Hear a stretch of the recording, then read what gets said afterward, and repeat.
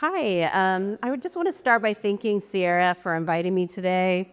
I'm really excited to hear what everybody's been talking about.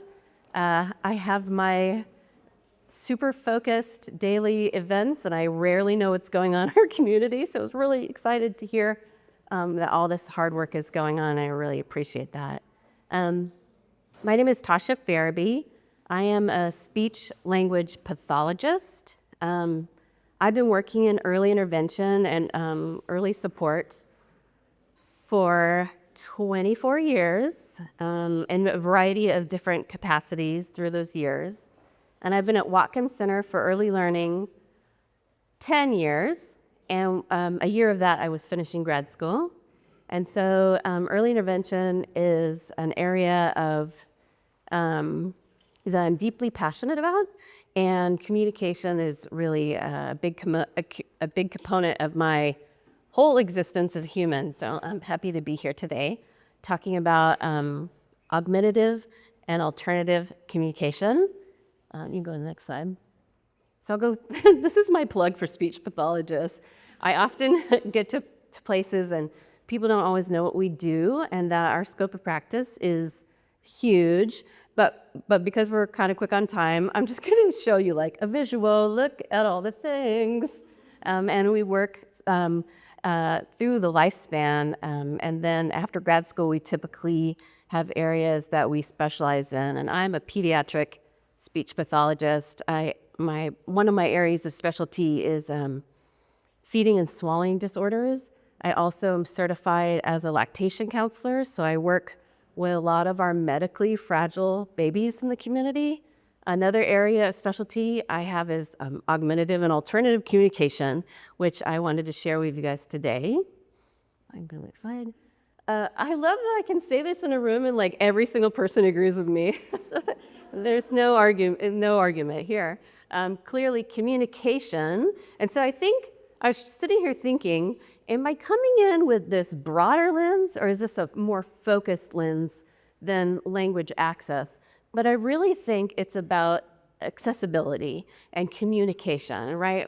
And my lens is babies and toddlers. So I'm working primarily with kids birth to age 3. So keep that in mind as we go through all these slides. AAC is an umbrella term that we use that catches a lot of different communication supports in it. And we break it down into a variety of ways. And this slide doesn't necessarily do that justice at all. And today I'm primarily going to focus on aided communication. So unaided communication is where our signs and gestures, and ASL falls into this category, primarily because we capture it under IDEA, and that this is a person has a right to access these forms of communicating. And ASL is considered a language, but we capture it under AAC as well, for access and rights. And so today I'm going to talk about aided communication. And you can see we kind of break it down into low tech, mid tech, which isn't on here, but we're going to talk about it, and high-tech communication devices. You can go to the next one. This is just a small example of different types of diagnoses we may be working with.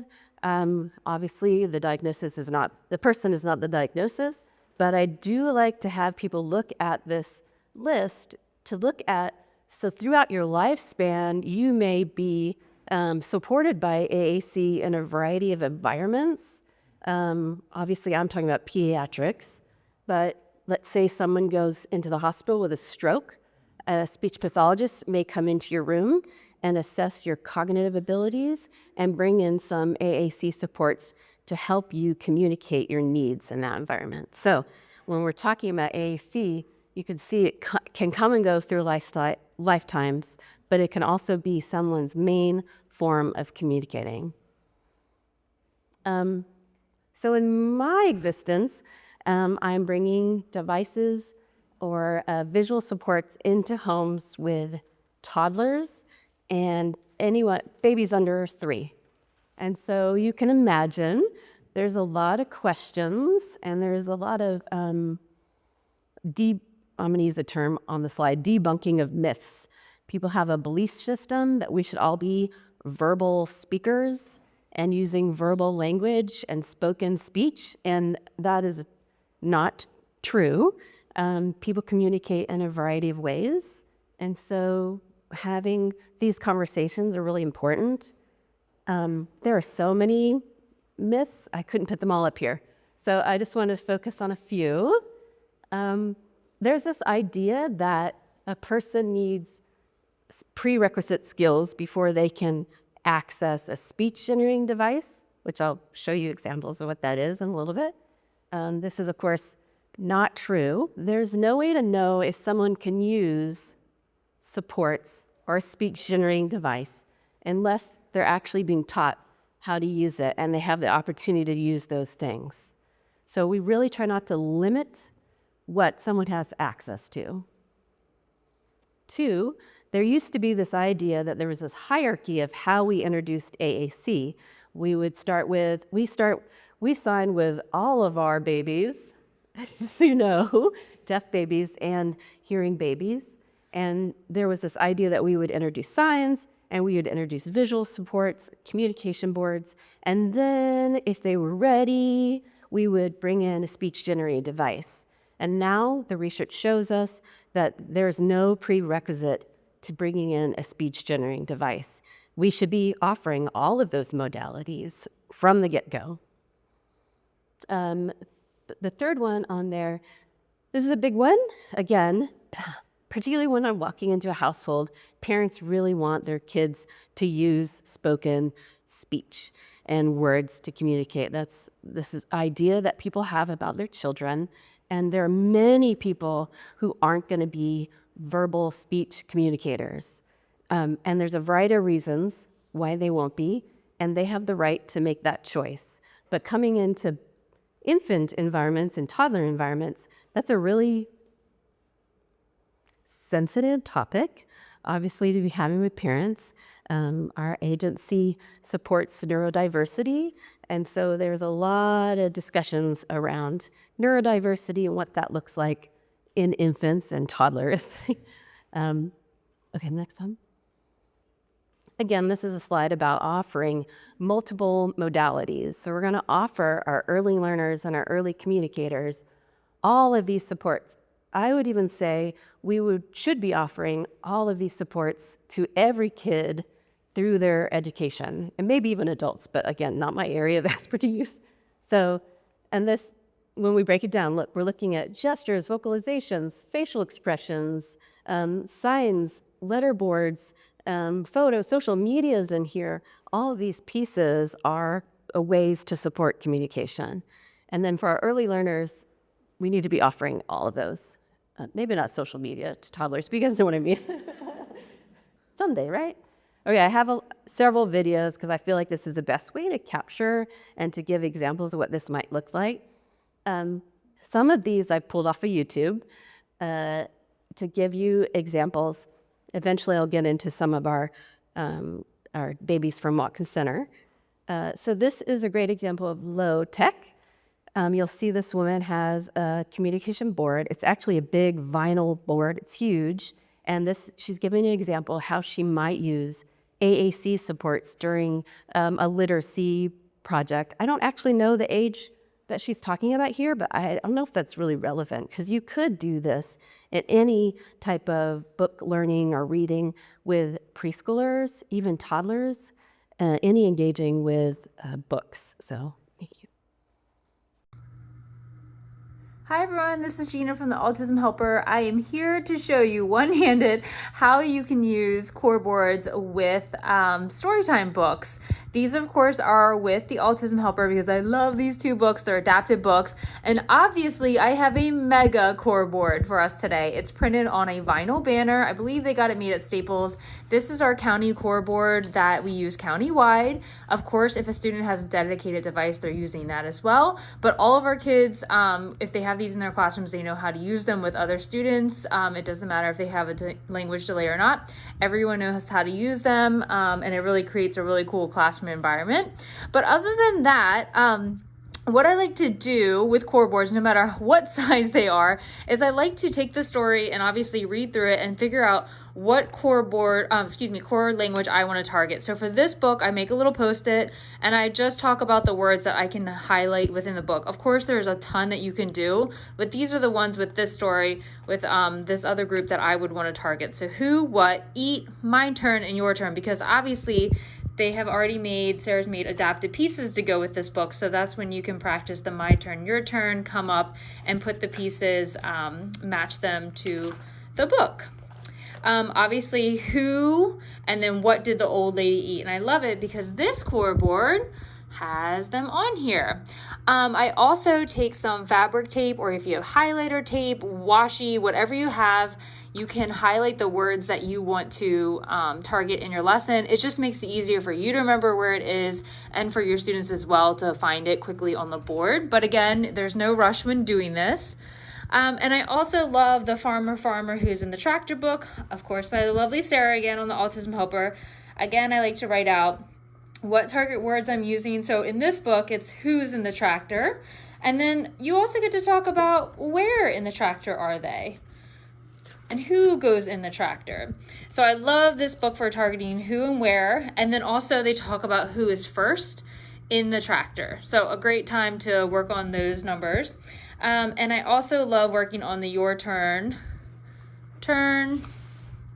your turn, my turn, with kids when they can come up and put the pieces, or if I'm doing small group, because obviously we have all the pieces back here. So that's just a way that I incorporate the language board in with story time. It's so much fun, especially with these.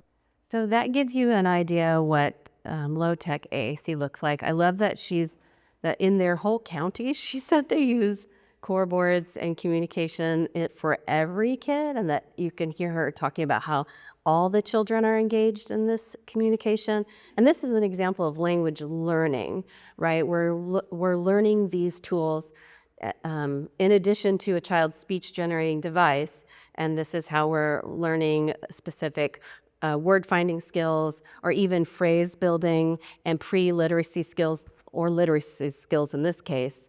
All right, let's go to the next one. I know, they all double up. So this is an example of mid-tech.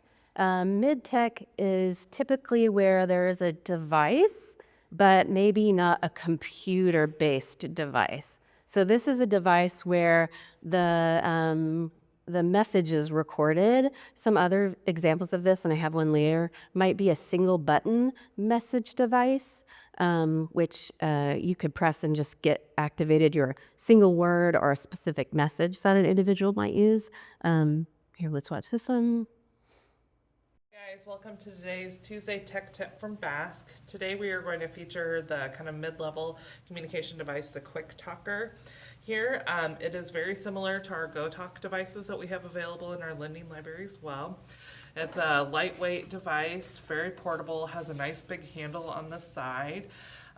Again, you can go into Board Maker and print or open up templates, put in your symbols and print them off. And then again, you do not have to laminate.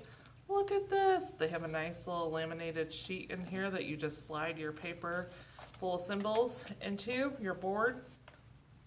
Easy to record. It has 5 levels, so you could have potentially 5 different boards. So you'll have your main communication core board, and then if you need activity specific ones, you can store those in the back here in that second pocket and pull them out when you need it. So I wish I had taken out stock in laminators before I started my career. Anybody who works in education knows there's a lot of laminating, so she's very excited that that didn't need to be laminated. I love that. Let's go to the next one. Okay, so this is, again, not a Whatcom Center child, but I loved this example. So now we're into high-tech AAC, and a part of high-tech AAC is eye gaze technology. This little girl is using eye gaze with a program with a company called Tony Dynavox. And this is also a company that Whatcom Center has been working with and training with to just learn more about their products, and specifically their eye gaze technology, which is absolutely amazing. So I'm just gonna let this one play for time's sake without me rambling. Welcome back. Having a voice is a very powerful thing. Think about it. What if you had all of your thoughts, opinions, and emotions to share, but no way to communicate them? Well, I met this young girl in Houston County who had that very problem, but through a new communication device, she finally found her voice. It's a story that comes straight from the heart.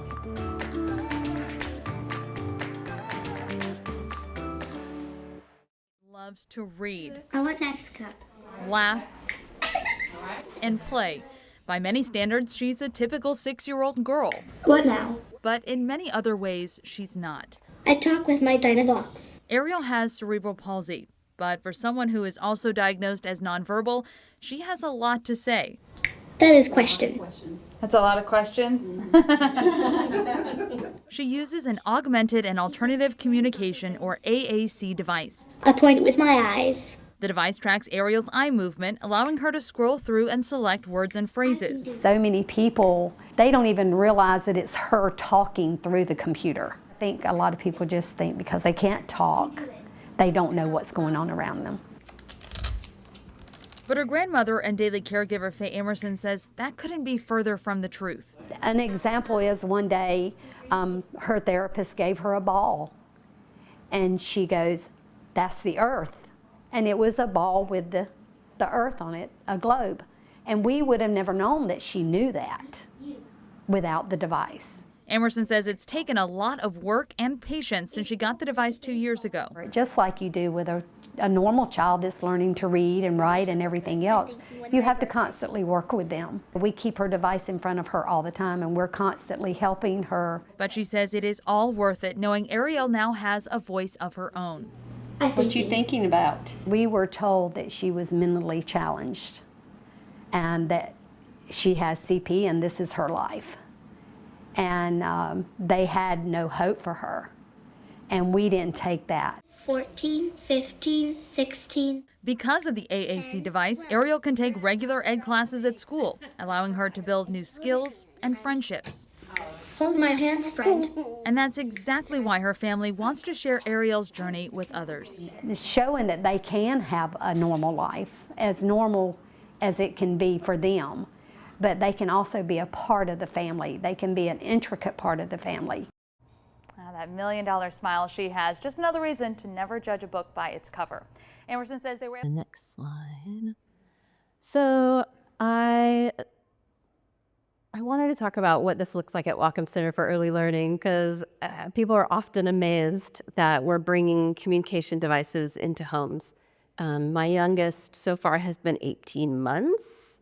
Remember, that is a huge language burst age. That's what we would like to be seeing. And if we're not, then we most likely are going to bring in supports.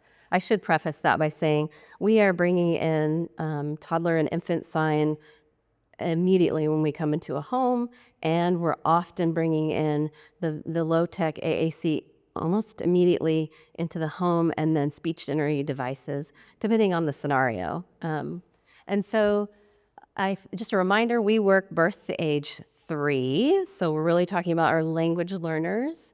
At Whatcom Center, we support a parent coaching model, and so one of the beautiful things about this age group is that we have this sort of honor to really work with parents and help them learn about communication supports and advocacy for their child before they get to the school district.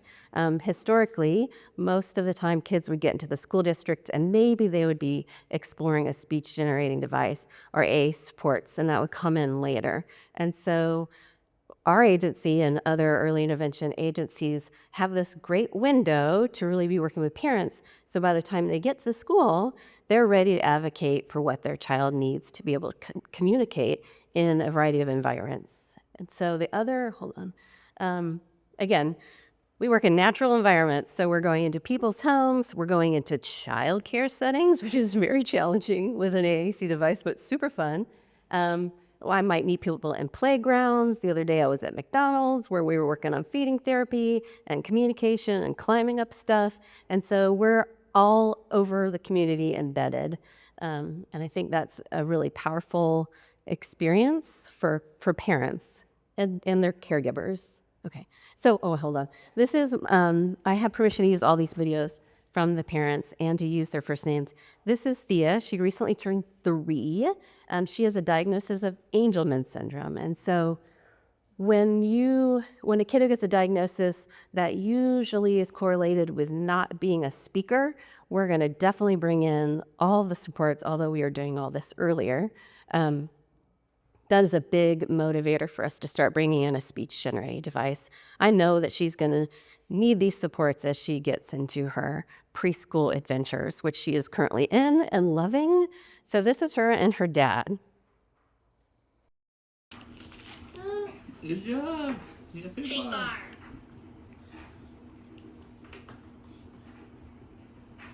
Pacifier. Use your pacifier.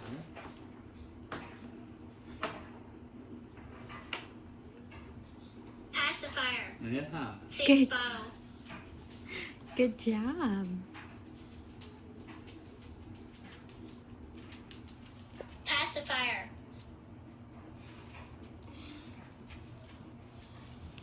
Cheese. We have an option to choose. And then she does like this, like,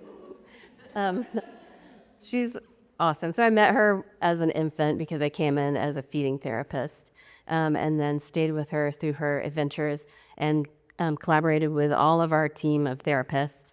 And she uses the pacifier to actually help her chew food and swallow food. She has some anatomical differences with her swallow.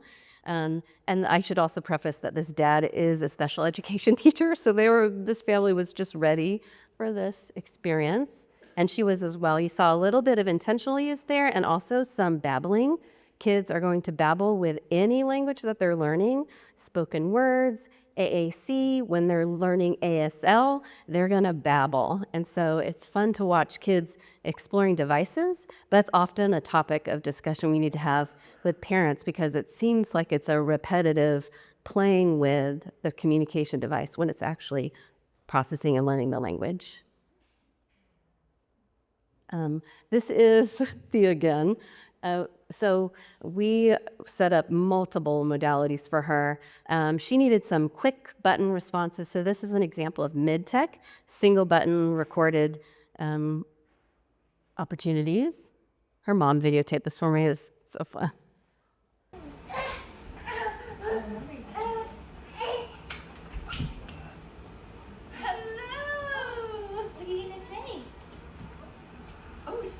Jennifer. Hi, I'm happy to see you. So I worked with her for almost 3 years. This was the first time, and I see her weekly, or saw her weekly, and this was the first time, and this was happening like a month ago, where she could greet me at the door with actual words, right, and very specific communication, although she was very good about joyfully greeting me. I just provided this because childcare environments are like going into the Wild West, and this experience was amazing. The mom would meet me at the childcare setting weekly visits. It's also like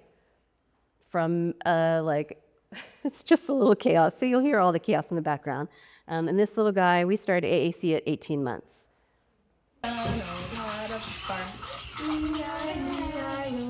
Not. Goat.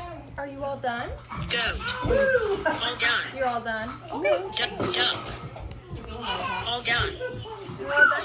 Okay. Yes. Thank you. Yes. You want to do another music? Old MacDonald has a flock. Dog. Sheep. You just want sound?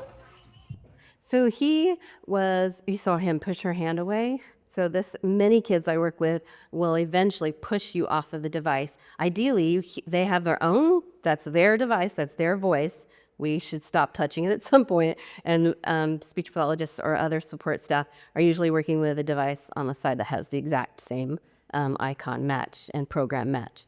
But in this situation, he just started pushing us all off, which was great. He did a little bit of babbling on that, but what actually he was looking for was he has this game that he do with mom where he would press an animal and look at her, and she would do the animal sounds. So it's a very popular game, and he figured out a way because we weren't on the correct page for that. But instead, he went into Old MacDonald because he knew we had animals in there, right? You touch the button, and then it flips to all the animal choices for that song. But he knew where it was, and so he went in there, and he saw him press the animal he wanted, and then look at Mom, and she figured it out. So it was a really, again, he has a diagnosis where he is most likely not going to produce spoken speech. Okay, so this is the end of my presentation. I always save these kind of emotional videos for the end, and it's only a few minutes long, so I hope you guys will be okay with that. It's through a company called AbleNet that we've been working with a lot lately, although there are many agencies that you can work with to get devices covered by insurance. AbleNet has been one we've had lots of success with, and this is sort of their little awareness video.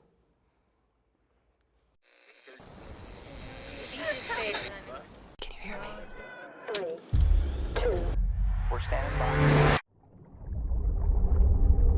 From the day we're born, before we know a single word, this human need to simply be heard reveals itself. Because to be heard is to be seen, to be included, and our most fundamental desire, to be understood. It's been said that being heard is so close to being loved that they're almost indistinguishable. So why is it this natural connection is available to some, but not others? Join us in our mission to shatter the model and give every individual the ability to be heard. I love you too hard. Because with our capabilities and your care, together, we can make this basic human need a basic human right.